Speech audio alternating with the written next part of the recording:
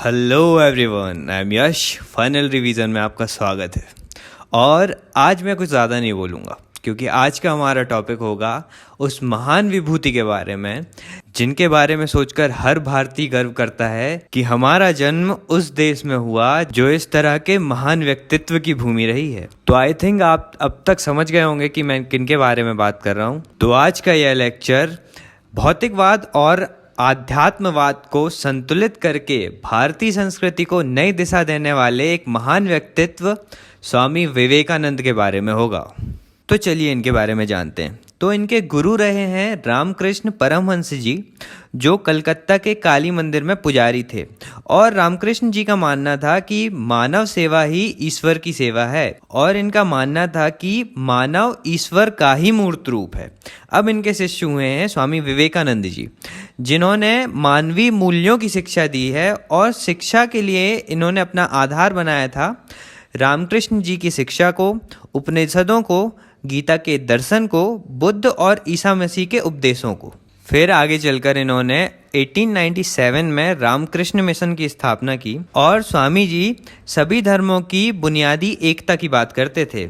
इनका कहना था कि हमारी मातृभूमि के लिए हम यही आशा करते हैं कि विश्व के दो धर्म, हिंदू और मुस्लिम का संगम हो। अब रामकृष्ण मिशन में इनका मुख्य उद्देश्य था दुखी मानव की सेवा करना।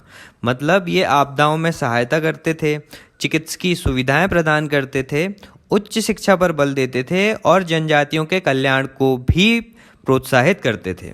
फिर आगे चलकर इन्होंने छुआछूत की अवधारणा की भी आलोचना की थी, और कहा था कि हिंदुओं के मुझे मत छुओ के जो आदर्श हैं वह हमारी सबसे बड़ी भूल है।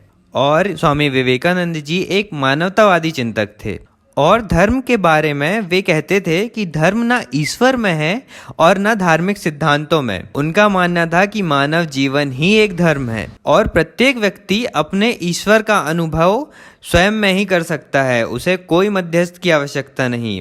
और इसी के माध्यम से उन्होंने मानवों की सेवा पर बल दिया। वे कहते थे मानव सेवा ही माधव सेवा है। और इसी से संबंधित इनका एक कथन फेमस है कि मैं एक ईश्वर को मानता हूँ जो दुखी, पीड़ित और हर जाति के निर्धन मनुष्य में बसता है। अब इनके बारे में आगे देखें तो इनका मानना था कि गरीबी और अज्ञानता की समाप्ति पर हमें बल देना चाहिए, क्योंकि गरीबों की सेवा और कल्याणकारी कार्य ही राष्ट्र की सेवा है। व्यक्ति को सक्षम और सबल बनाने पर बल देना चाहिए। और इसी के संबंध में इनका एक और कथन फेमस है कि जब तक करोड़ों लोग भूख और अज्ञान से पीड़ित हैं, तब तक मैं हर उस व्यक्ति को देशद्रोही कहूँगा जो उनके धन से शिक्षित होकर उनके प्रति थोड़ा भी ध्यान नहीं देते। चलिए अब इस कथन के बाद आगे बढ़ते हैं। इनके जीवन की सबसे फेमस घटना 1893 में, जब ये शिकागो के धर्म सम्मेलन में गए हुए थे, और वहां जाकर सबसे आखिर में इन्हें स्पीच का मौका मिला था। लेकिन स्टेज में जाते ही साथ लोगों के प्रति इनका पहला संबोधन था कि my dear brothers and sisters. और इस संबोधन को वहां इतना पसंद किया गया कि सारा माहौल तालियों की गड़गड़ाहट से गूंज उठा था। खैर, उनकी स्पीच तो बहुत लंबी चली थी, लेकिन वहां उनका कहना यह था कि वेदांत केवल हिंदुओं का नहीं बल्कि सभी मनुष्यों का धर्म है। तो ये तो थी 1893 के शिकागो सम्मेलन की बात।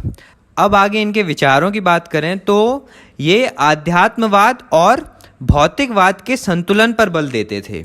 इनका मानना था कि हम पश्चिम को अपनी संस्कृति और आध्यात्म का ज्ञान दे सकते हैं, तथा पश्चिमी देशों से उनके वैज्ञानिक तथा तकनीकी विकास और ज्ञान को ग्रहण कर सकते हैं। लेकिन इसके लिए उनका मानना था कि पश्चिम हमारे आध्यात्म को सिर्फ तभी ग्रहण करेगा जब भारतीय सबल होंगे, स्वतंत्र होंगे और विभिन्न कुरीतियों से मुक्त होंगे। फिर आगे बात करते हैं तो देखते हैं कि ये मूर्ति पूजा के समर्थक थे, और मूर्ति पूजा को उपासना का एक तरीका मानते थे।